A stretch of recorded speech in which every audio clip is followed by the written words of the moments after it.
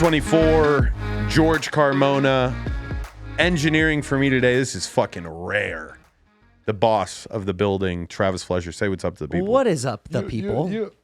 And the little yeah is my brother, Fernando Carmona Jr. Welcome back to the show. Let's go. Another year, another dollar. Another year, a lot of dollars for this young man over here. He's definitely on the up and up. You can see right off the rip here that he's wearing Arkansas Razorback merchandise, and it's not just because it looks cool.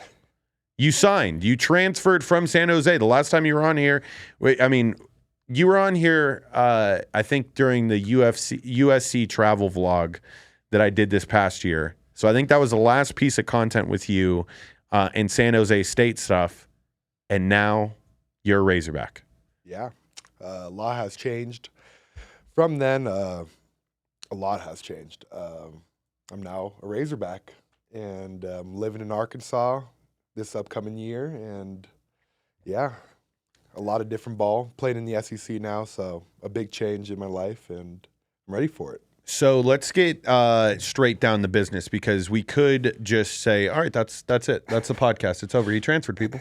That's what the show was about. But I really want to today's episode is more so dedicated to explaining your journey, because I think it'll be important for us in case any documentaries are made in the next 10, 15 years. I was actually thinking about this the other day. Kool-Aid McKinstry, the Alabama safety, had a hour-and-a-half movie. I've seen that. And I was like, Travis, What? Hour-and-a-half movie. About the process, about his life. And I was like, damn, dude, these are like the little things that can help write the script. Right. So let's explain your position, your grade, like what you did this past year at San Jose. Yeah, so I am now, I'm a redshirt sophomore as of right now, and I'm going into my redshirt junior year. I'll be a redshirt junior at Arkansas this upcoming fall for the football team. And so I originally was playing at San Jose State, played there for 3 years, and entered the transfer portal this December and made the transition this past month to become a Razorback. And when did me being a part of the family, I know that it was a lot.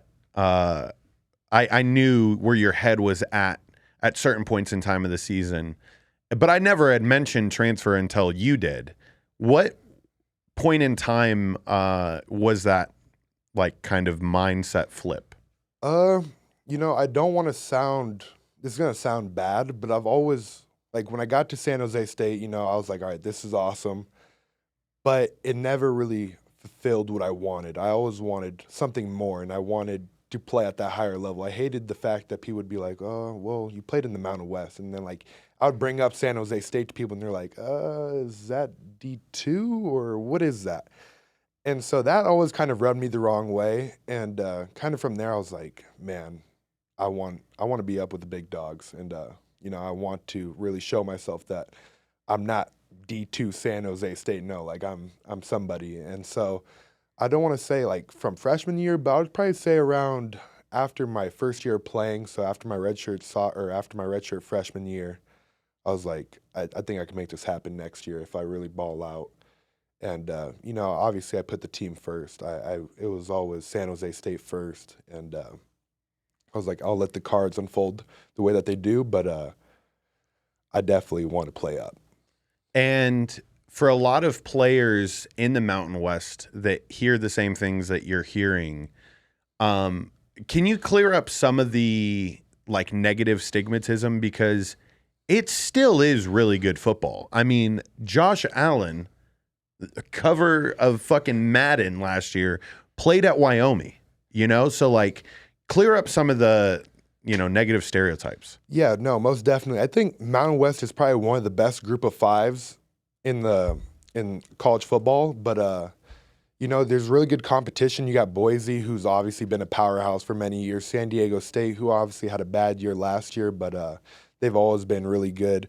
UNLV, the local team who had a really good year this year. They made it to the Mountain West Championship. There's really good talent there, really good players. And, we get a bad rap sometimes because, we are just in the Mountain West. And, but no, there's some really good ball there, and there's some really good teams that compete. And I think that it's going to start to change a little bit more now. The conferences are changing.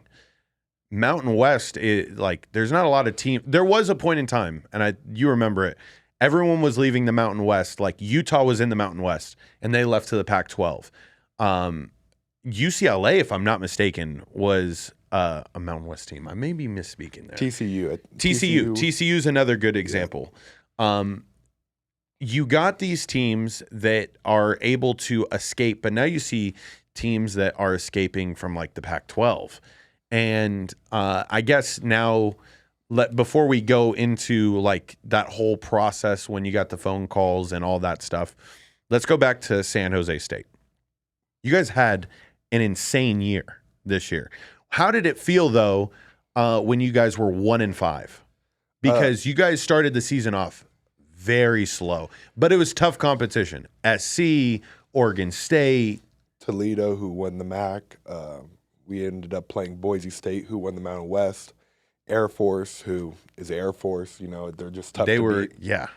And so that 1-5 start was really rough. I remember going to the training room. There was maybe like 5 people in the training room that day. It's like the quarterback, some linemen, and we were just all in there like, what the hell? Like, what's going on? Because at the beginning of the year, we're like, we have a good team, and we should win games. And it's hard to realize when you're playing really good teams and you're losing, like, what's going on, and you want to almost give up. When you're 1-5, you're like, you know what? Let me just pack up my bags. And thank God we had a bye week that week, and we were really able to like regroup.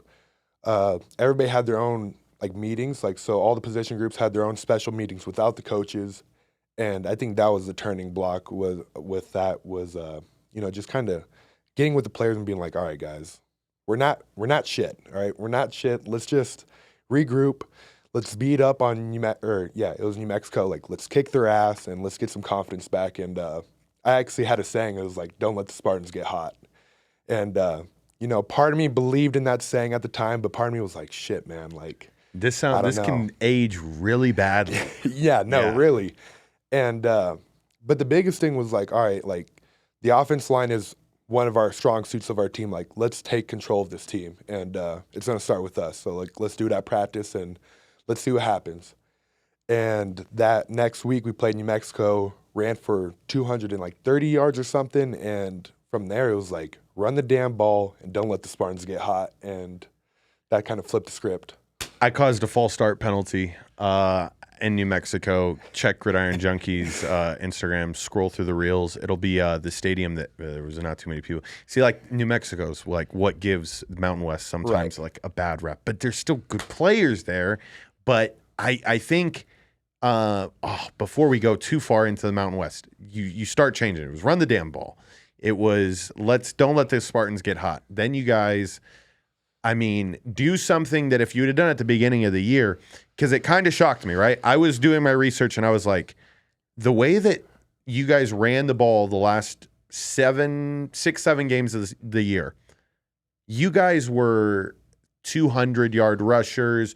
Not only just a 200-yard rusher, you'd have another running back splitting 100, and it was something that I hadn't seen San Jose State do since you had been there. And you guys didn't finish in like the top 10 of rushing. And I was like, how is this even fucking possible?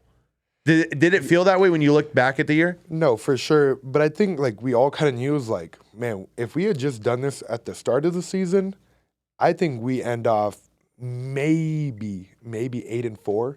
We take that game from Toledo. We beat them. We beat Boise for sure. We definitely beat Air Force. And I think we maybe even get SC because we keep him off the field. We keep Caleb Williams off the field and we get him. But, it was hard to kind of swallow at the time. But it was like, you know what, we're winning right now. Like, this is working. And, if we keep winning, like, we might have a chance to get into the Mountain West Championship. So, like, let's just keep rolling with it. And you did everything. You were in the worst predicament that a team could be in, right? you win. It's not guaranteed that you're in, even though you guys were the hottest team in the Mountain West. And then you guys go on in a kind of fitting way. Did you? I mean, we had discussed it. You were like, UNLV might be my last game with San Jose, and that's like so much pressure.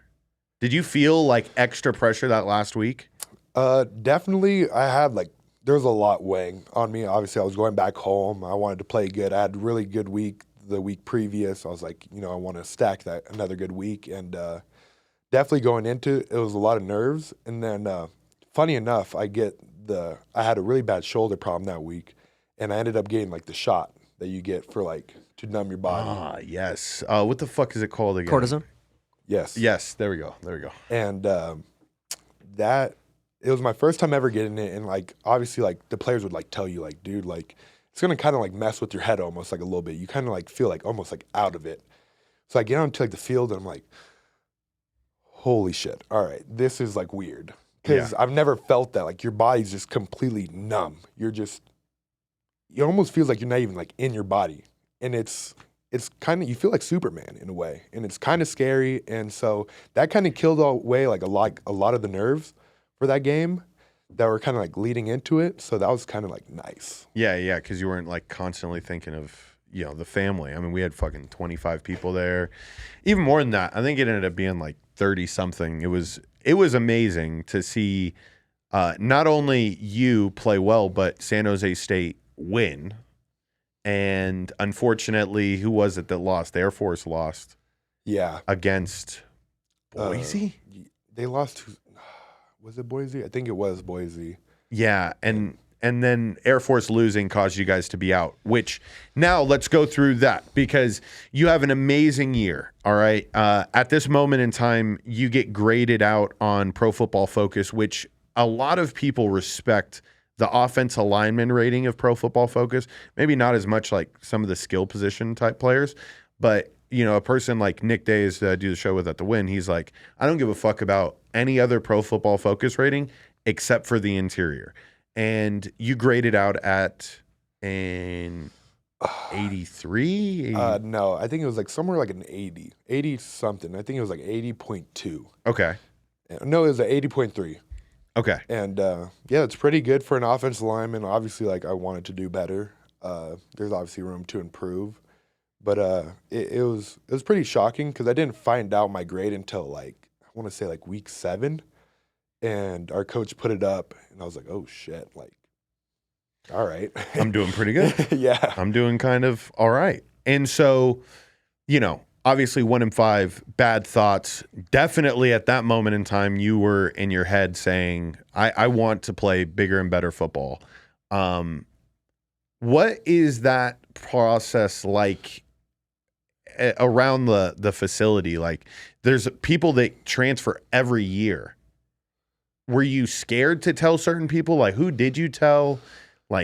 How can somebody best go about that if they're ever going to do it? Obviously, I wanted to tell my close friends, let them know what was kind of going on through my mind, and the word gets around. Everybody gossips. At the end of the day, that's just kind of how it is. And so I kind of told my close friends, and then it kind of got it sprinkling and out. It kind of got out a little bit. And in that last week, not UNLV week, but after we had beat UNLV, kind of going into that bowl week, it felt like almost everybody knew. And I was like, dude, what the heck happened? Right. And so that was kind of, I think I went wrong in there. I should have definitely kind of kept it to maybe 1 or 2 people that I told, but I let my whole class know that I was really close with, just because obviously we were so close. We lived in the dorms for a whole year together, and we lived even outside the dorms for another year. So we were really close, and so I wanted to let those people know.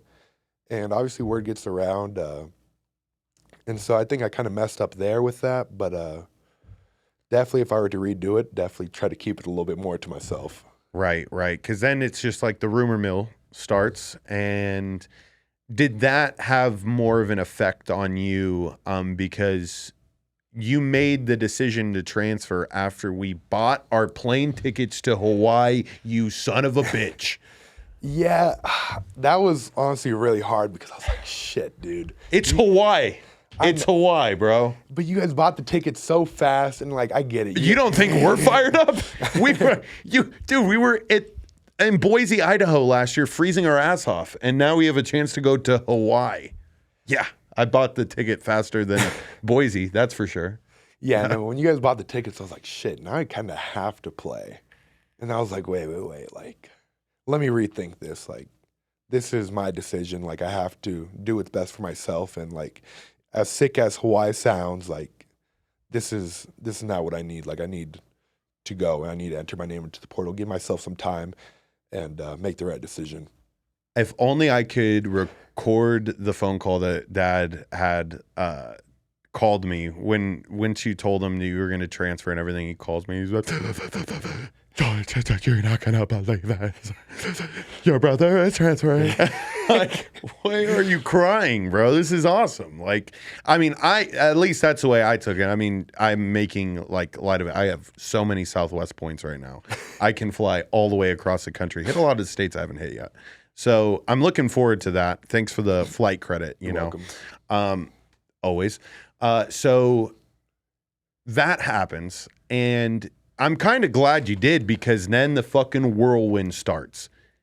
You put your name into the portal. I remember you telling me the day that I think the only piece of advice I gave you was go work out beforehand. I think you did, right? Yeah, I did. Yeah, go work out so you could have a clear mind, because you had to go tell the coach and your offensive lineman and offensive line coach Josh Oglesby, shout out to him. Yeah. That you were going to transfer. And how nervous were you for that conversation? Dude, I couldn't even sleep that night. And it was funny because at the time I was in, like, I told my roommates obviously knew, and they were just like, they were making jokes about it. They were having fun with it. They were like, dude, like, you're not going to be able to leave that office. Like, he's gonna rip into your ass. And so they weren't making the situation any better than it was. And I'm already like freaking out because I'm like, shit, dude. And if you have ever seen Josh Oglesby, this guy is 6'8", and he is a massive human being. Sweet dude, like awesome dude, one of my favorite. Like, he's honestly like my dad. He was like my dad away from home, and loved that guy. But it was like, shit, dude, how am I going to tell him that I'm leaving? And then let alone go to the head coach and tell him that I'm also leaving right before our first bowl practice. Like, it was very stressful. And you did it, and you ripped the Band-Aid off. And, a lot of people, I feel, when you don't do it quick enough, you saw the rumor mill. So, like, you got to, like, jump on that shit quick, because if not, then, at practice, they may have started to do some things that they don't normally do. I don't know. Right. Like, that would lead you to believe, like, oh, shit, they don't give a fuck about me anymore. Because I'm just going to leave anyway. So you decide to do that, and then boom, is it that same day where the phone calls start pouring in? Yeah, so I ended up getting home because it was a morning practice. So I told them I'd got at the facility at like 6:30, and I called Coach Oglesby because he wasn't in the office at the time. I was like, fuck. I was like, all right, when are you getting into the office? And I'm freaking out at this moment. And he was like, I'm going to be there in like 10 minutes. What's going on? And I was like, fuck, I don't want to tell him on the phone because, like, that's not the way to go in about it. And I was like, I'm thinking about transferring. He was like, I'll be there in 10 minutes.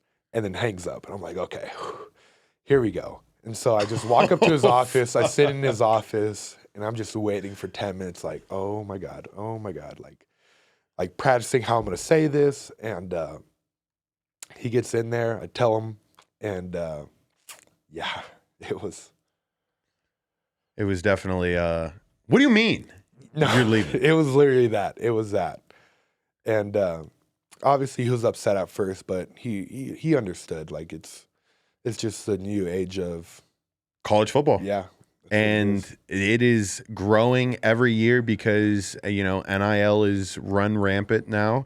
Even before NIL, you just saw kids transferring more, not only for money, but like for the opportunity. Kids want to play, and so there's equal stigmatism that goes either way. Okay. You were a group of 5 kid, potentially going to play for Power 5 conferences.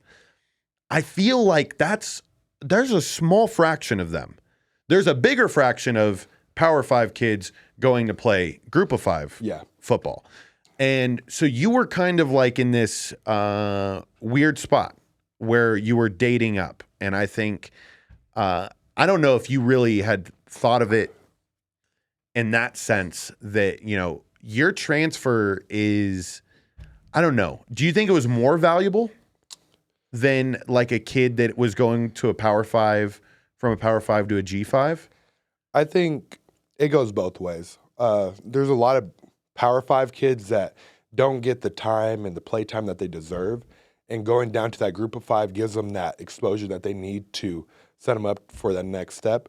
It goes both ways. And like in my situation, like I want to get more exposure. I want to be playing against better competition. I don't want when I get to that next step, I don't want them to be like, well, you played in the Mountain West. We don't know how he's going to be playing at this type of level. So I think it goes both ways.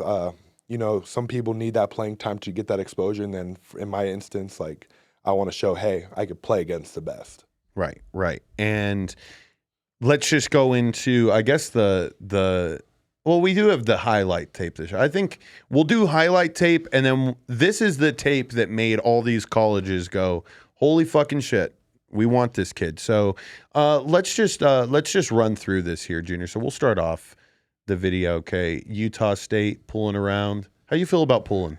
I love pulling. I love getting out. I think it's honestly one of my strong suits. I'm kind of fast, I would like to say. As a big guy, for my size, I'm pretty fast. Once again, I'm getting out right here. This is one of my favorites because you could just really beat up on those corners. And yeah, that's a block 10 yards downfield in the open field. And yeah, you're that's like a Trent Williams just had a fucking highlight about that where the DB ran away. Linebackers. How do you feel about climbing up to linebackers? It's nice, dude. It's satisfying giving them a nice little pop in the mouth. You know, sometimes they get you, but most of the time I get them.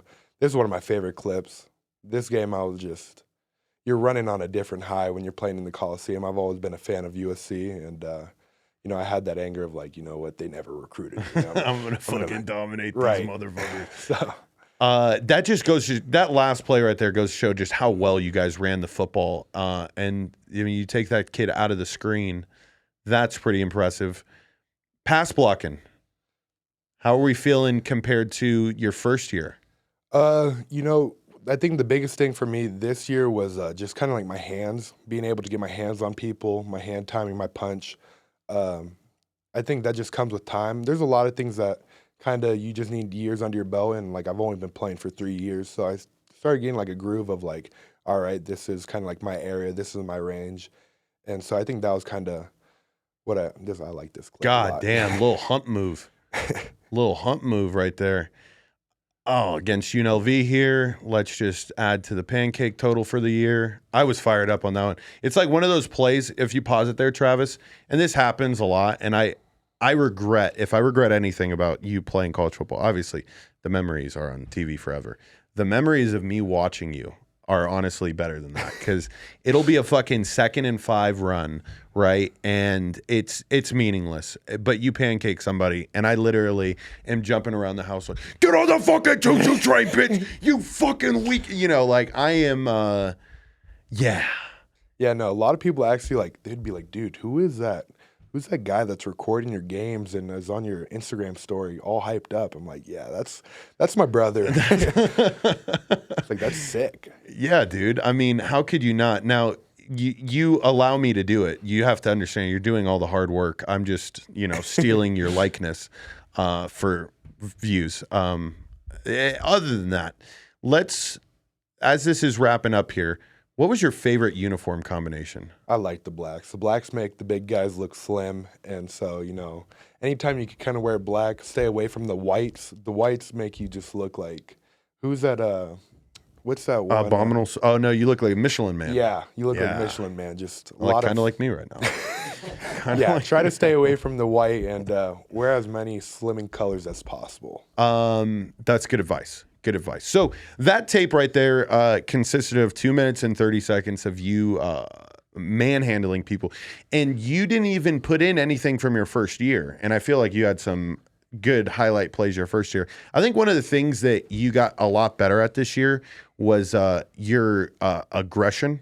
Like, I think you were too aggressive at the wrong times because you've always been like a dirty player in a sense, but respectful. Yeah, for sure. You got better at it this year, though. Did you make it like a point, like, oh, I can't be, targeting safety? I just remember that Utah State clip where you just came in and cleaned somebody up who wasn't necessarily looking. And I was like, that's my brother right there. No, definitely. I think kind of figuring out how to bottle up my anger and use it at the right times. Because obviously there's times where you need to be more kind of calm and collective in like the pass pro. And then once the run game hits, like you have to really like turn that switch and like bottle it all up and go all for it.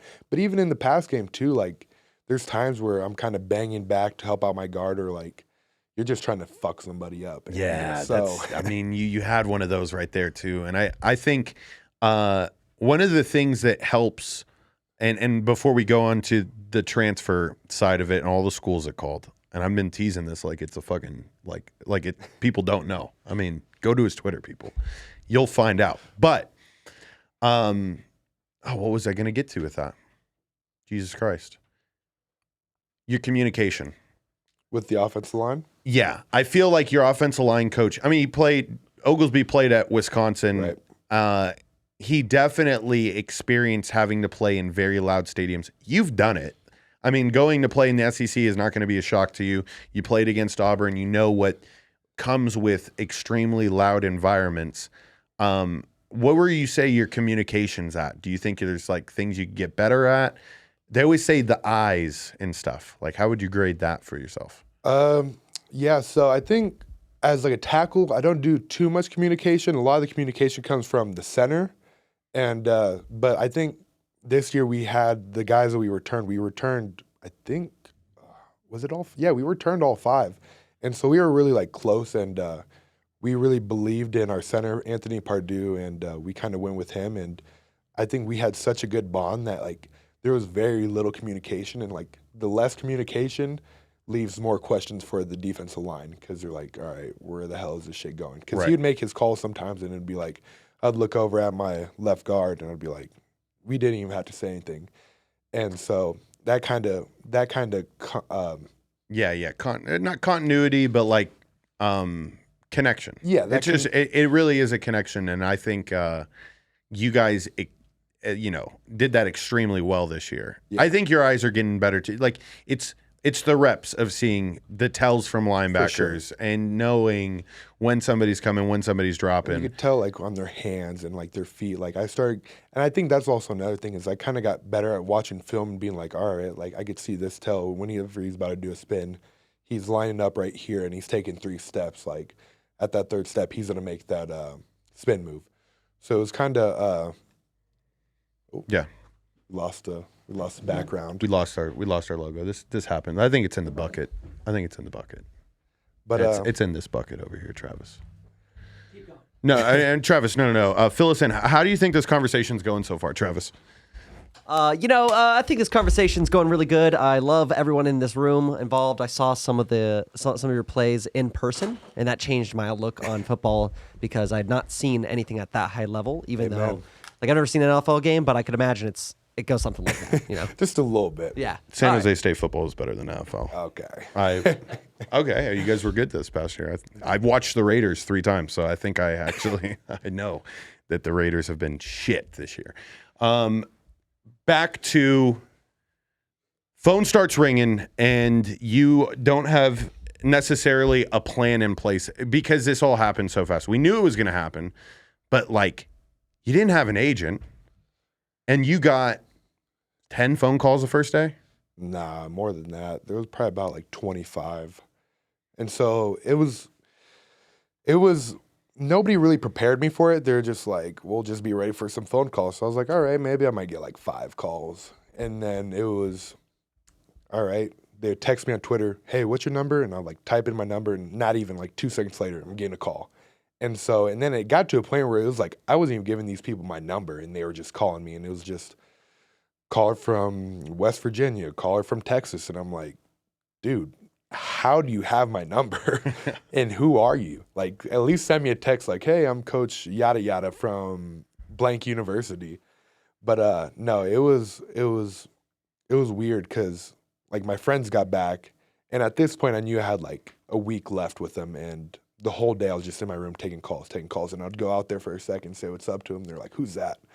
And I'll tell them, and they'll be like, oh wait, I have to go back in my room. I have to make another call, and it's all the same calls. What's going on, Fernando? Have you ever heard of yada yada yada? Yeah, I've heard of you guys. Would you want to play for us? Yeah, I think that'd be pretty cool. And then it's always the same conversation. And then, I mean, beyond just, oh, you want to play for us? And you're like, yeah. And then they just start selling you on everything. They're reading their script. Did you also know that we have an ice tub and a sauna? Yeah, no, literally.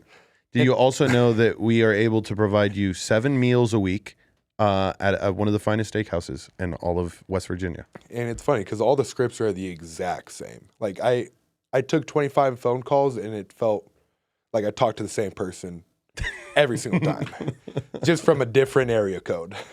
So with all those conversations coming in and feeling monotonous, right? Or, it's just a coach, okay, because let's just break it down, right? Those coaches that are reaching out to you, their sole job is to set up a meeting with the head coach. And if they can set up a meeting with the head coach, then they have theoretically done their job well enough and they will continue to get paid. So, like, they are just they don't stop dialing. They're right. like Jordan Belfort and Wolf of Wall Street. Like, it doesn't stop. All that being said, who stood out, though, early on? It's hard to tell, dude, because I'll tell you, like, those first 3 days felt like a blur. Like, I made all those phone calls, and then, like, at the end of it, I was like, dude, who did I just talk to? Like, who were the last 2 phone calls I had? And so I think if I were to redo it all over again, I would have a notepad with me and, like, write down, like, hey, this was yada, yada, yada. This is what I really liked from them.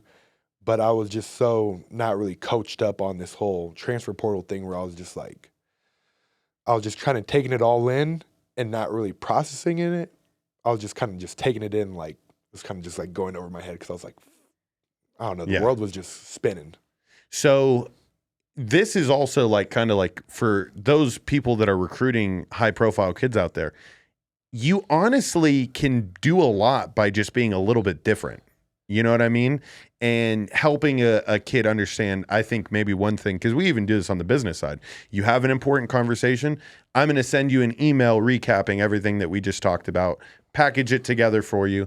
I was even thinking, and this is just a pro tip that I feel any kid should use, record that fucking phone call. Yeah, no. Because you want to be able to play it back. You literally tell them, hey, I'm going to record this call.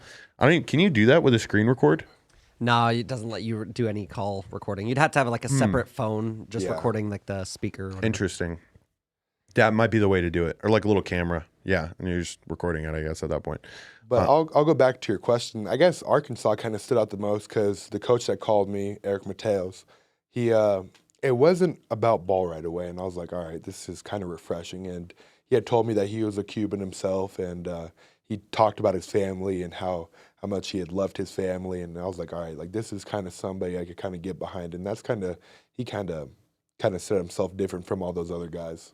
Yeah, I remember that phone call I had with you. They said, anybody different? And you're like, yeah, I guess this one guy. And then, I mean, you need to understand too the controversy that you're causing between the family. I mean, like, we all knew it was your decision at the end of the day, but everyone would be calling me and they're like, Arkansas, what's in Arkansas, Jordan? Like, G Money, tell me, like, what is Junior telling you? I'm like, yeah, he's different. And that's literally what I told him. I was like, this is what you have to go off of. And so you, at that moment in time, Arkansas stands out to you, but then you have the ability to do something you didn't really get a chance to do when you were coming out of high school, which is let's go on some real visits, but like be treated like a person that, they're trying to win. And you went to UCLA, and how was that whole process sitting with Chip Kelly, a coach that's been in the NFL, very well-known name, that Oregon Ducks helmet right above your head? He's that was his. right around his time. Yeah, I think that might have been his time actually, but it was a really cool experience, but it's draining. Like that first day you get there, it's like cool. Like I wake up, the dude they had like a car that like got me out of my house, and like the dude was in my backyard with the car, and I was just like, all right, like here we go. It was my chauffeur. He picked me up. He took me there, and the whole week they're just fluffing your nuts, and it's pretty cool.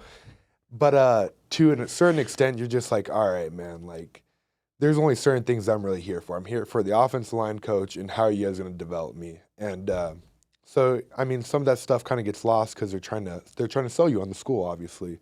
And it's really draining. Like it was a cool time, but very, very draining. Yeah, keep it fucking simple. Yeah, at these visits. And like, I mean, I guess for like a high school kid coming in, like all that stuff is like really cool because like you never seen it. But yeah, you've been in it though. I know what college football. I've been in it for 3 years. Like I know what I want, and like I know what's gonna get me there. Like I don't need to hear about whatever it may be. And they sold me on everything. So UCLA in the heart of Brentwood. It was crazy. We got a chance to see you there on the recruiting visit, and go watch one of the old Gridiron Junkies episodes. I recap getting our car broken into. That wasn't fun. But with that being said, you only had 2 other visits planned. You had Arkansas, and then you had Auburn that was lined up later on. And you go to Arkansas, and what happens, dude? I get there, and like from the jump, like Pittman, the head coach, and like Mateos, like they treat me like I'm the number one guy, and it was really special. And like, I mean, they did at UCLA, but I didn't really have a conversation with the head coach until like the last day, and it was like this setup meeting, and we like talked from 4 to 5, and I mean it was cool, but from the jump, like they really took me under the wing. We had breakfast that first day that I was there in Arkansas, and I was gonna go back with like the assistant coach, and Pittman, the head coach of Arkansas, was like, no, get in my car. And he's just whipping around to Arkansas, and he's just talking to me about life. And then he's like, you know, if you come here, you could live in these houses right here. And he drives past a little bit further, and he's like, you got these houses right here, you know. And then one of the coolest stories was we pull up to this like model home, and he's like, I'm gonna get into this house. He's like, I'm the ball coach of Arkansas. I could get into this house. And it was like locked, and he like makes a call, and he's like, can you open up this model home? She's like, oh, I'll do it right now. And not even like a minute later, we're in the model home checking it out, and he's like, I can do whatever I want. I'm the ball coach of Arkansas. I'm like, this guy's freaking badass. Like, and he's an offensive lineman coach. He's an offensive lineman himself. So, you know, we touched on a lot of good things, and we were related well. And from there, I was just like, this feels right.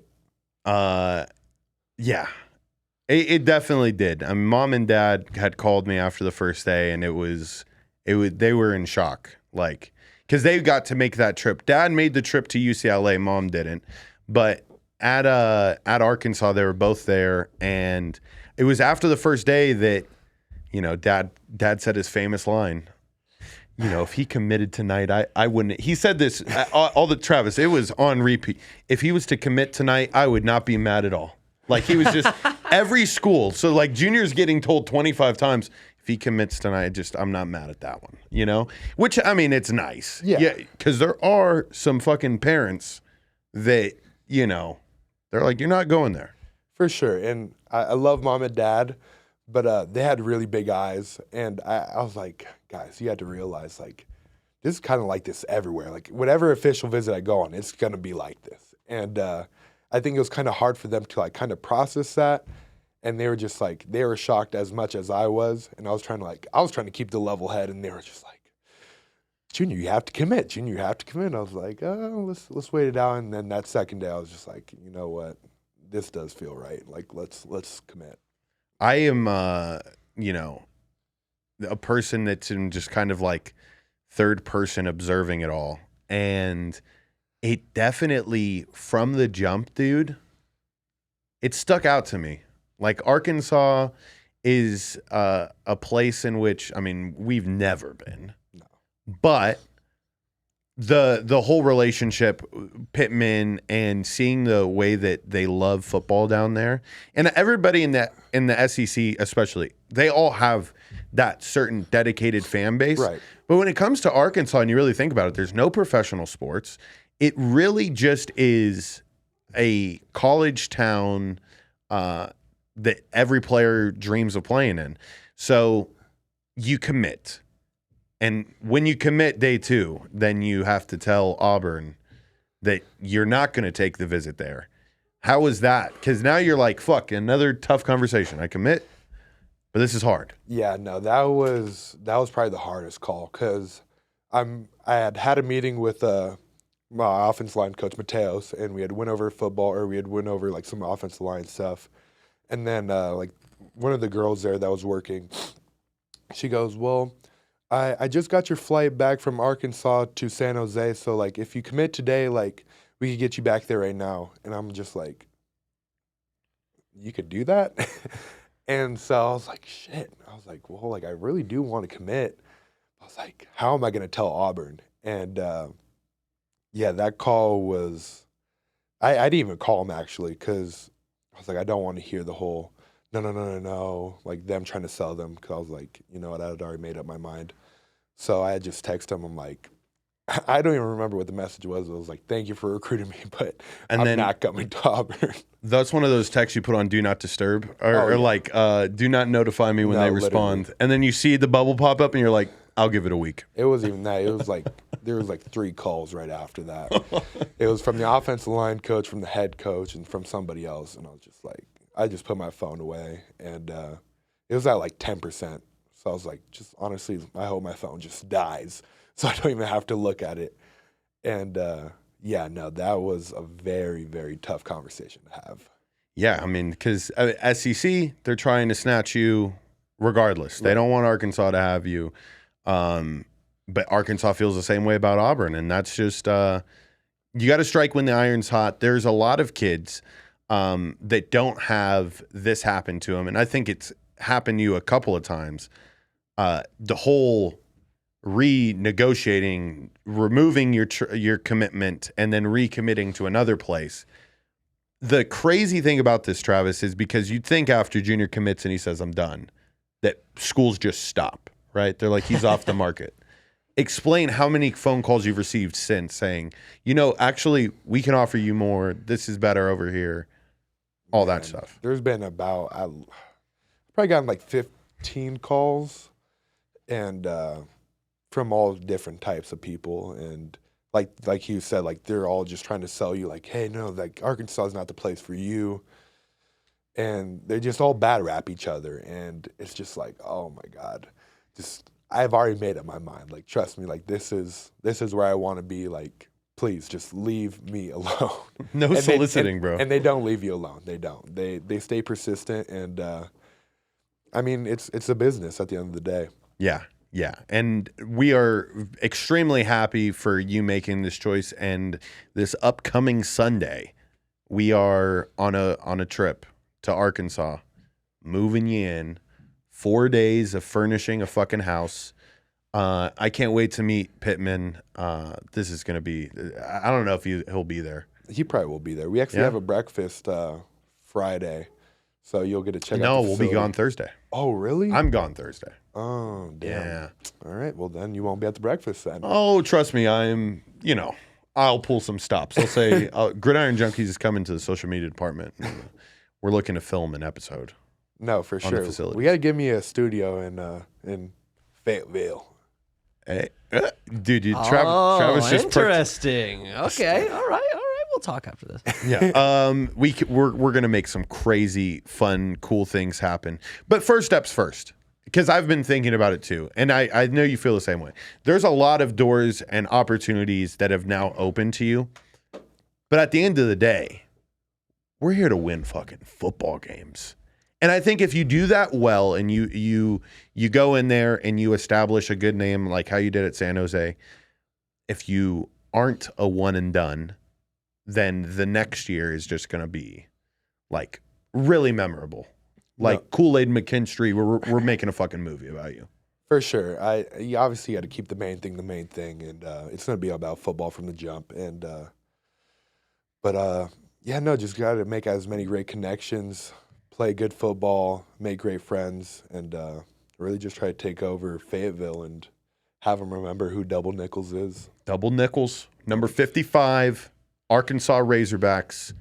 The last thing we're going to leave with today is we watched the college football playoff. You played this entire last season. You have a very good understanding of how good Washington is and how good Michigan is. Give me your prediction for the big game Monday night. I think I have Michigan winning it. Michigan's been in this situation now for the second year or third year.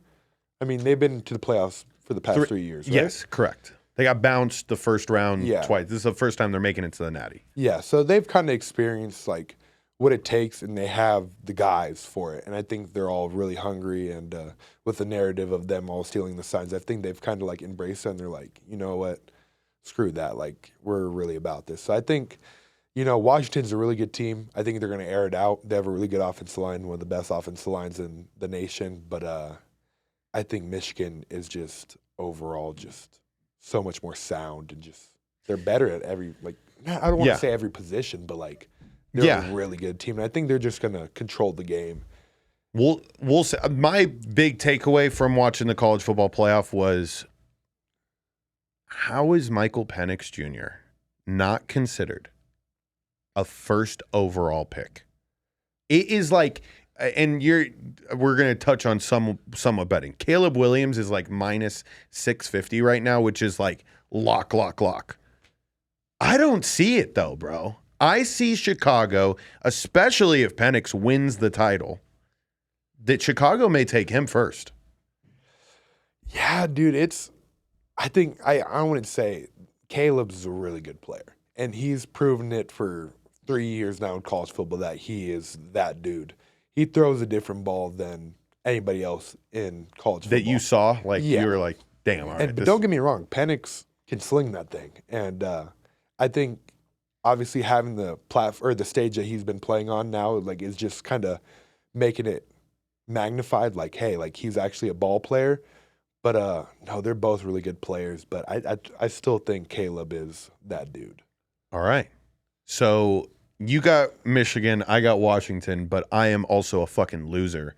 At least in the end of December, and we'll find out. Wait, no, Rose Bowl was the start of the year, so I am a loser in 2024 so far. It's time, but I mean, it's early. It's early. We're here for the fight. All that being said, we're going to do this again very soon. I want to do something possibly around like fall campish. Before fall camp, like where you're living at, maybe we do an episode with like the fucking field behind us. I just have like a vision, I think we can make that happen. The nice indoor practice facility that they have, Travis, that just looks fucking mint on TV. Yeah, we got to get some budget. Perhaps they can sponsor. Who knows? Let's see what happens. Huh? What? Yeah, no, I'm fired. I don't think Arkansas football. They do have podcasts that already cover them. I don't know how many. I don't think they got a player running a podcast. That changes this year. That's game changer. That changes this year. All righty. Let the people know where they can find the rest of this journey, Junior. On my Instagram. Yeah. I didn't know we were going. Your journey, not the show's journey. But on my Instagram, Carmona Jr. with 2 R's at the end. Follow me there, and even on Twitter, Carmona with 2 A's, JR at the end. And follow Arkansas football as we turn this shit around. I can't wait. I can't wait to watch this, and I can't wait for Travis to come down to Arkansas as well. That's gonna be fun. And he's gonna watch an Arkansas game there. There's a couple of people at the studio that are big football fans that are like, bro, I'm going. And I think we have the LSU one scheduled. Okay, yeah. Like circled. There's a lot of people, I think, already a lot of people have contacted me about LSU. I don't know what's the whole, like... The hubbub about LSU? I mean, I guess it's a trophy game. We play for this big... I don't even know what the hell it is, but it's massive. I think it's the shape of Louisiana. Travis, you want to just do a final goog and we'll end with that? What is it called? LSU versus Arkansas trophy. last year LSU beats Arkansas by 3. Yeah, the trophy's Holy shit. massive. All right.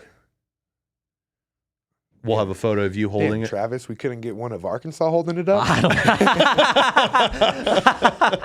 And All right, that's my bad. That's my bad. Travis, run the stinger. We're All out of right, here. we're out of here.